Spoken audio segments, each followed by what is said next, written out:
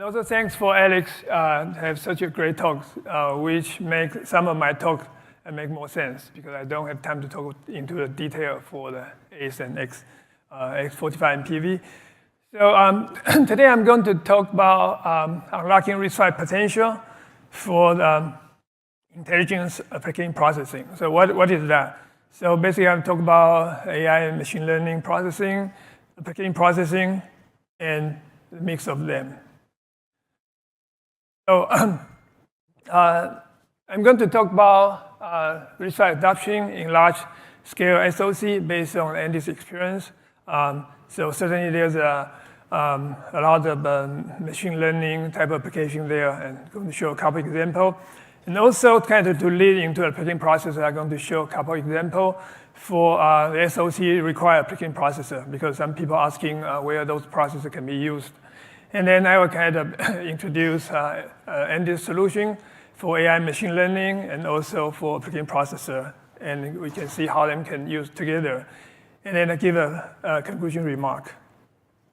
Okay, so Frank showed a similar page, but I'm going to talk a little bit detail about it, just to give those who are not familiar with Andy's product lineup to be here.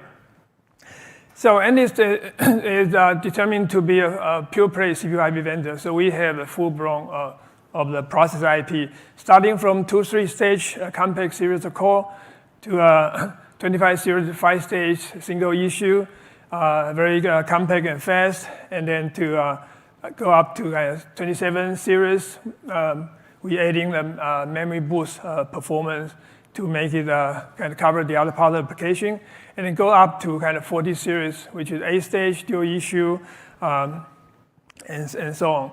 And then we have 60 series, which is auto order, multi-core, running Linux, and so on. And so for each different category, we have different type of incarnation to address embedded control or compute acceleration, Linux, running Linux application, and also functional safety. So for embedded control, the code name started with N. So all the code, if the second letter is X, meaning it is 64 bits. Otherwise, it's 32 bits.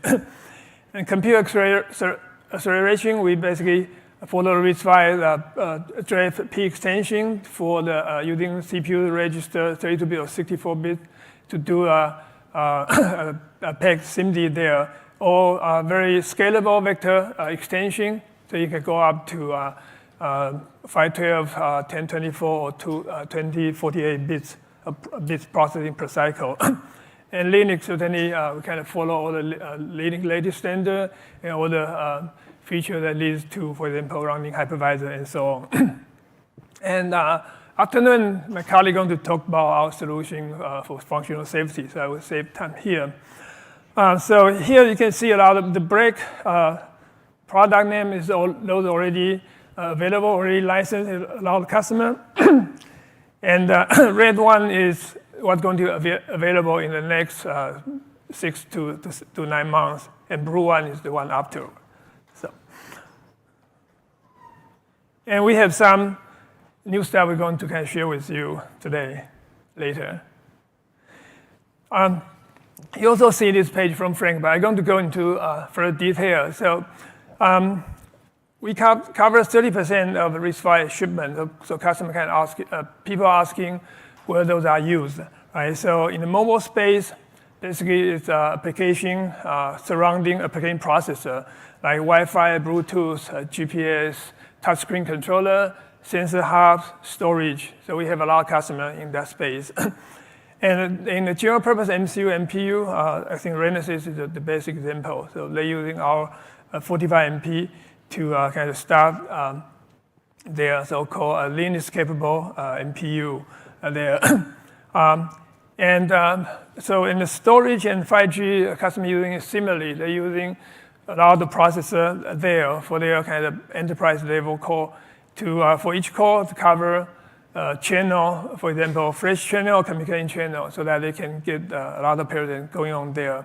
So this is one example, large-scale SoC there. And certainly in storage, customer can go down to the SD card, eMMC, UFC. So it's kind of quite a wide range of storage there. So we have a lot of customers in that space. And on the right top portion, that's kind of automotive. We have a fully certified automotive core already, and we continue going to produce more. And already have some customer had the chip come out and already get certification there. So I think afternoon we're going to talk more about that. So our customer basically from where? From endpoint, edge, automotive, cloud, into even space, which are deploying in the low orbit satellite there. And large scale AI, which is one of our largest market last year. And so you can see a bunch of logos there. So we have a lot of customers using our vector processor and plus ACE, like Alex presented before. And so we're going to talk into some detail. So I think Meta announced their first MTIA product, the Meta Training and Inference Accelerator, in last year's RISC-V conference. So there's a lot of detail there. So what I want to say is that in their 8x8 64 PE array, in each PE, so the left part of the PE is process subsystem, which is contributed by Endless. And that product name X25-V100 is kind of temporary name. So later that become NX27V, become more custom using it. And in the right part is a lot of accelerator, kind of with Meta innovation, metric multiplication, and kind of feature to accelerate the transformer, memory movement, and all kinds of stuff. And so the way they control it is through endless custom extension, and also goes to stream port. So data and command can transfer very efficiently between processor and hardware accelerator. And the merit of this is so that the high-level software AI compiler can view everything as a processor, a part of the processor as instruction. So it fits very, very, very well to their programming model. So they've announced first generation last year, May 18, in their block. And this April 10th, they announced their second generation. So it's 3x performance improvement per chip. In the platform level, 6x throughput improvement in the model serving. And also, in terms of performance per watt, is 1.5x better than the first generation. So it's kind of indicating the trend that everyone kind of moving fast, continue to bring up better and better new generation AI machine.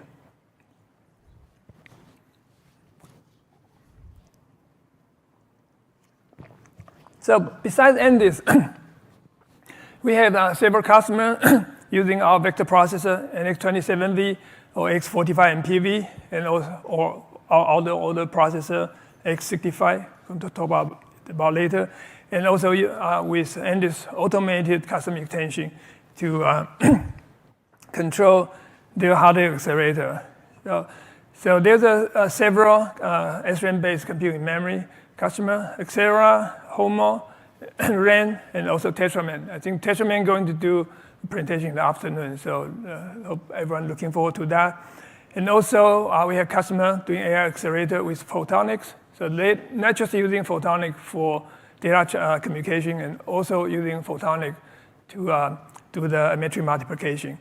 But no matter how fast it is, once you go to digital domain, there's still a lot of work need to do in the post-processing. Certainly some of them is pre-processing. And so that's where our vector processor come into place.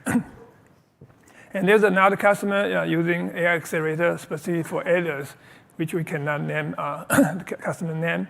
And also there's another customer is Sapien, who using AI accelerator for cloud service. So this one is not using vector processor yet, but since they have a demo booth here, so I kind of just hope everyone to kind of check it out when you guys have time during the break.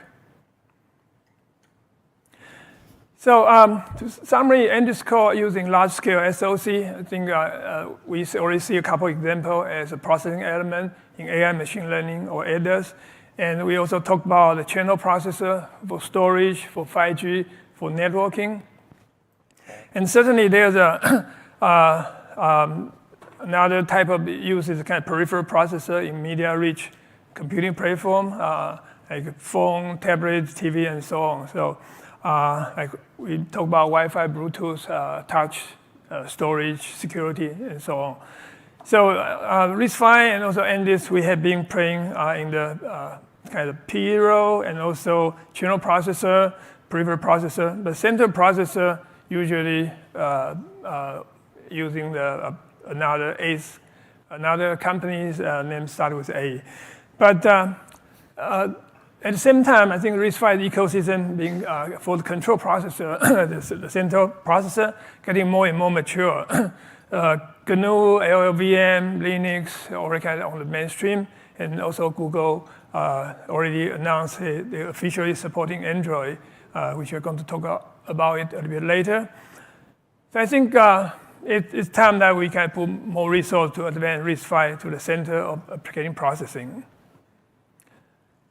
So here's a couple examples where the application processor being used. So in networking, communication domain, 6G, 5G, or Open RAN, or network processor, or Wi-Fi 6, Wi-Fi 7 access point, you can see like Cortex-A72 or 73, 4 of them, already to 8 of them. And data processing unit is also kind of hot name these days. Can use up to 16 Cortex-A78. So that's another level of performance. Certainly, they can do a lot of different things, control paths, and also maybe some of data paths as well. And even general purpose MPU, and a very high performance one, you can use like 4 to 8 Cortex-A72. Right?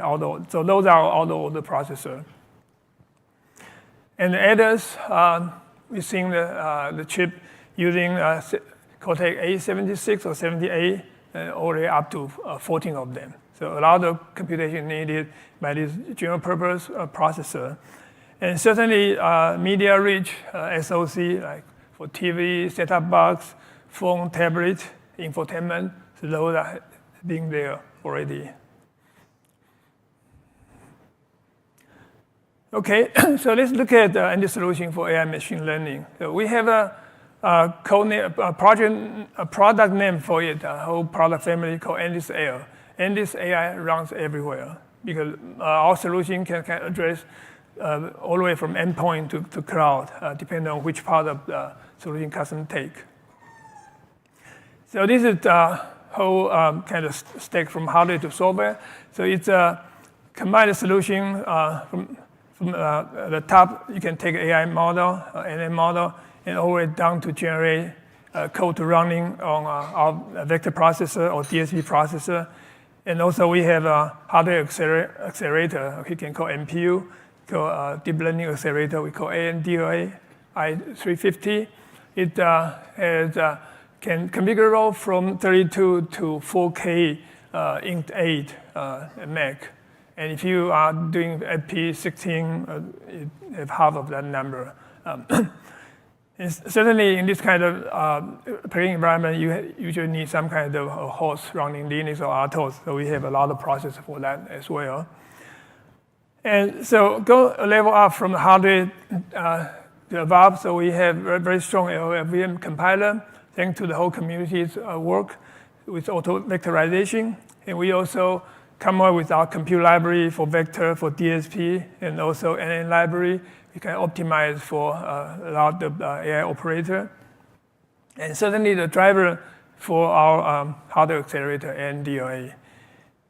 And in the SDK level, so we have a bunch of tools. So one's called NN Pilot, which is a combination of couple optimization, including pruning, quantization, optimization, and you can also do evaluation to get estimated performance for what kind of optimizing you're doing. So NPilot can generate a SQL directory and then also invoke the library that we provide and go to LLVM, and so you can compile code and run it on the hardware. Or it can generate NA model and then feed into another NA engine to further optimization there, including TVM or TensorFlow like. And for those paths, they can generate intermediate language for LLVM. Their compiler can do further optimization and eventually generate the code. So our customer can adapt our solution from hardware and then coming from different level. The minimum, they would take LLVM compiler and down, and some of them can go from the top so that they can leverage our compiler optimization infrastructure. So quite a few customers, they adapt our NDOA because, I mean, the hardware accelerator isn't all that difficult, but you need to have the whole software ecosystem to surround it so that you can take new model and kind of map it and run it on your hardware, right? Okay, and the last but not least, so with that vector processor, oftentimes customers want to kind of optimize for certain operator, especially transformer, come out this day, softmax, and other operations which need to be further optimized. So using ACE to help to generate instruction can serve the purpose. Okay, so we started from, for our vector processor family, we started from AX25-V100, difficult to read that name, but that's specific product for Meta. Then later we transitioned to the real full product for general use, so that's NX27V. And now we can advance to X45MPV, with the latest one we released last year. Already a lot of customers using it and more evaluating it. So 45MPV basically it built on top of the 8-stage dual issue with the shared cache for multi-core, and it can go up to 8 core per cluster and support RISC-V 1.0 standard. So for the vector the computation capability, so it supports vector length and also DLAN up to 1024, and certainly it can go down to whatever 27V support. And in addition to the standard RISC-V format, we also support int4 and also BF16 with full arithmetic, because our customer found that you cannot just do MAC with bflow16. You need a full-blown subs to able to run the model efficiently. And this custom extension supporting the full line, so we continue to have that. And 45MPV adding the ACE for RISC-V, which Alex gave a very good example there. And we also have another very important interface called high-speed vector memory, so that it can co-work with accelerator in different ways, so you can share the memory there and directly getting the data into a rigid file through that HVM interface as well. So that's really this product. So we are hard at work for next generation, which is X46MPV. So it's going to scale scale out the code to 16, and also with private L2 cache, so that for those who are not the workload doesn't like to use the DMA, they want to use the cache for flat memory. Okay, so the cache hierarchy is very important, so we bring out the private L2 cache, and the shared cache become L3. And also, Andy is being very active in the RISC-V task group for the integrated metric extension instruction, so that now that with vector instruction, also the existing resource, you can do with this IME extension, and you can do metric multiplication. So that will be added into the 46MPV. And more are coming on the horizon, so that's 47MPV with more feature like CHI-based multi-cluster cache coherency, also to pick up latest RISC-V standard RVA23. So even though we are in the middle of 2024, RVA23 is just about to be ratified. And also new format, AP8. I think people have been asking about smaller format, but still able to produce enough precision. So this is all I have for in this automated custom extension. So I think Alex gave a good example. I just want to give a summary here. So For customer want to add instruction, what we provide to all the customer is the so-called extensible base component for RTL, for simulator, for tool chain. And with customer coded .ace file with and C semantics and also concise Verilog, and they can define all kinds of custom register, custom memory, and custom port with arbitrary width and arbitrary number of them. So through the tool compiler, you can generate additional component to RTL, simulator, and tool, so that those components now can recognize the custom instruction they added on their desktop. So they don't need to tell Analyst anything. They don't need to send file to Analyst website. So, and also ACE RVB is kind of supporting RVB style instruction. It recognizes ELMA and other RISC-V vector instruction recognized states. So the concept is like adding an empty functional unit inside our vector processing unit, so that you don't need to worry about surrounding stuff. You don't need to worry about how instruction get there. You just focus on the instruction semantic, and we'll put you into the right place. Okay, so next we talk about a solution for application processor.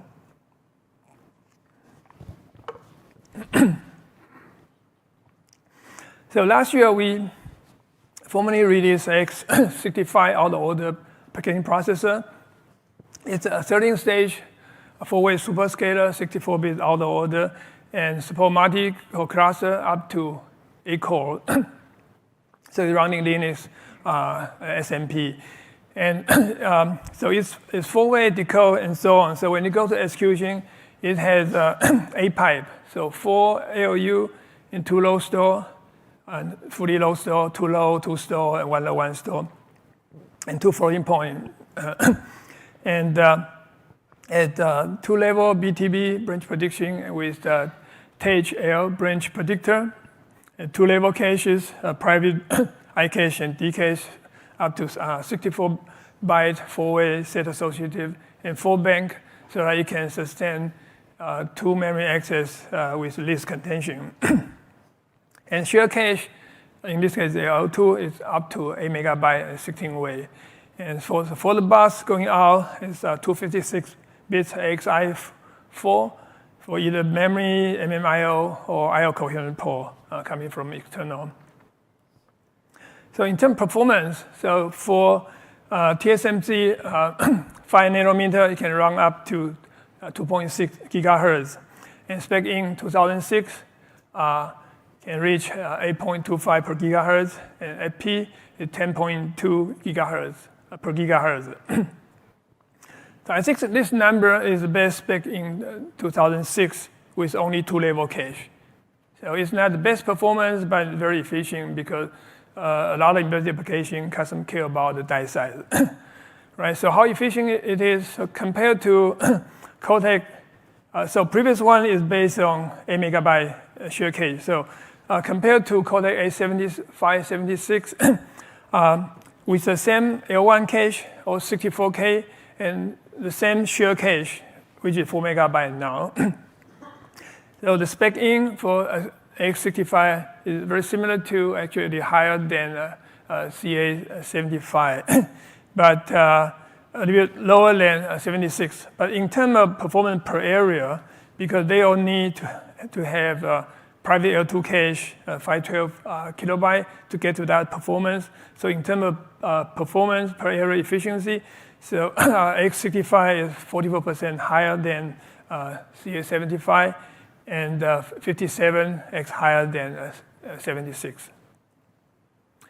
So that's where we are today. X65 already has customer. So this is our first version for the 60 family.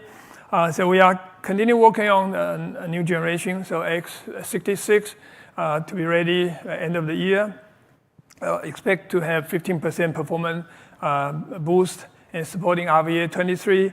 And also, one of the key things is that we're adding feature to support Android base, which is vector crypto, and I think with vector length 128 to kind of match kind of at this level of Cortex Neon SIMD width. And also hypervisor and AIA. I think we're going to also support IOMMU and also IOPMP, but that's kind of outside the core, so it's not really part of the 66, but in terms of platform, it's there. And it's also going to add private L2 cache. So for those who want to invest more memory to get more performance, so x66 also available to support that. And for the vector part of x66, you're going to have two vector pipe, but the floating point pipe, the two floating point pipe are going to share that VPU, so the area can be controlled under a remote sense. And also can execute two vector AOE instructions and also two load store. So going up further, x67 is even higher performance because we know for the schedule that we have for 66, we may not be able to finish all the performance optimization we like to have. So it's another 10% going up there. And also because of time, we're going to catch up more of the RISC-V extension, RVA24 likely. And there's also another spot called x63, which is custom-driven.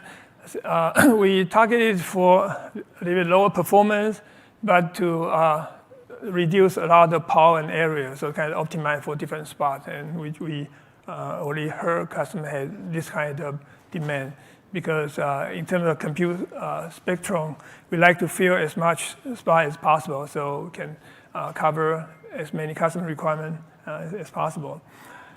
So where are we today? So this is what we already talked to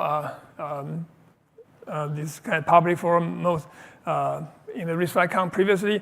So today I'm going to talk about what we are doing behind the scene. Now we can move forward now. If you see the back of this slide is a large eagle, right? So that's Condor. So we are working on new project called Cusco in parallel.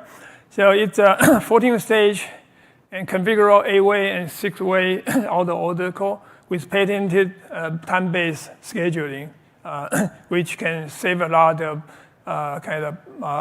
scheduling, continue to checking availability of register result and things like that.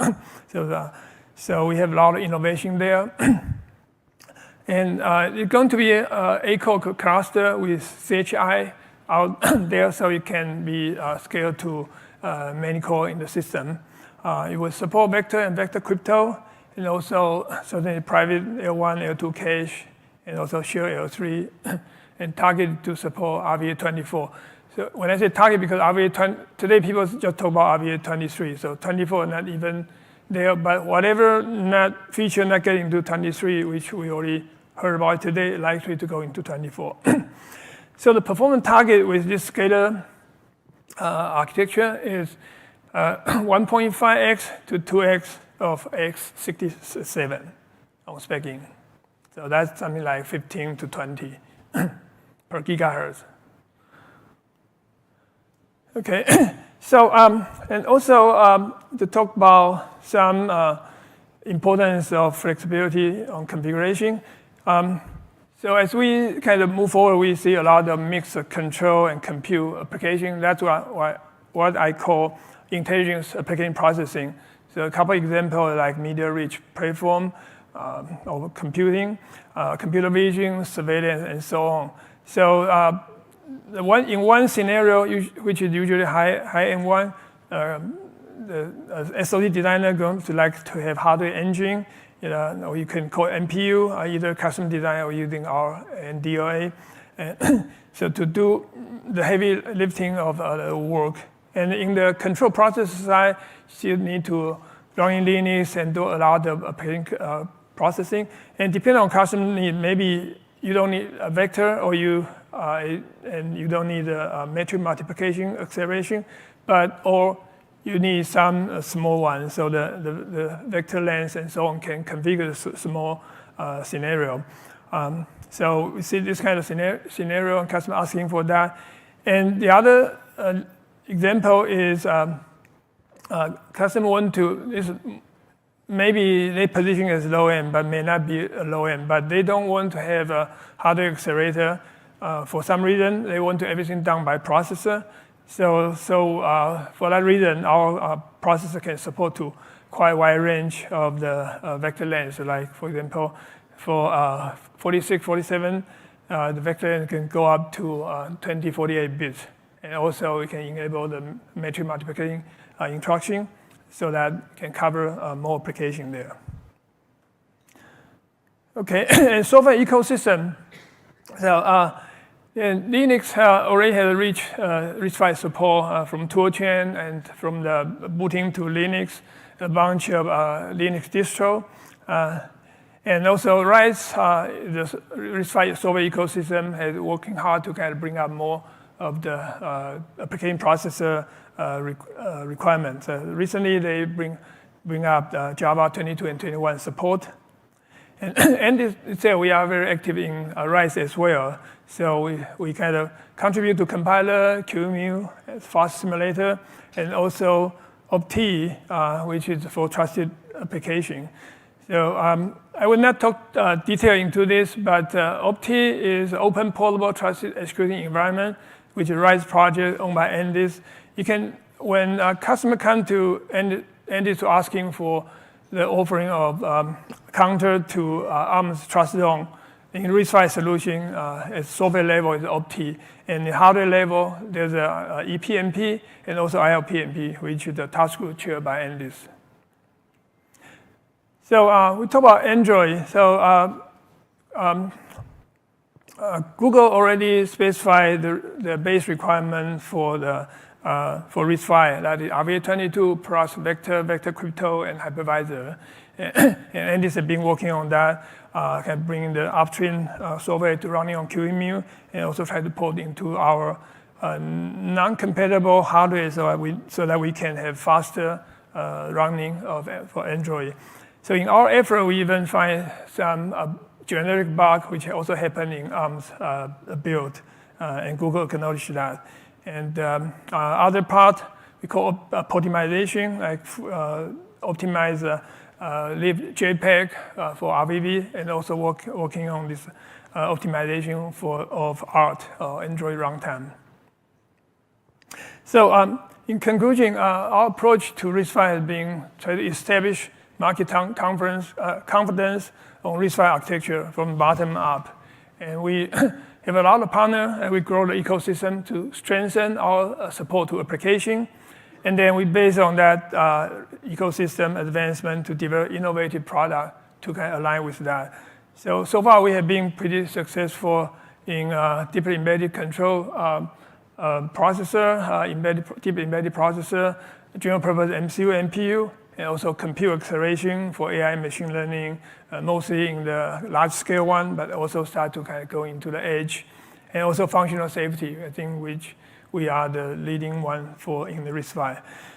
So what is the next step? So it's application processor. So we talk about x66, 67 cruise code, but actually x45 MPV, 46 MPV, and 47 MPV already can cover Cortex a 53, 50, 55 level of the application. And we see some customer will stay at that instead of kind of going to another level. So I think that would be it for the talk today. So thank you.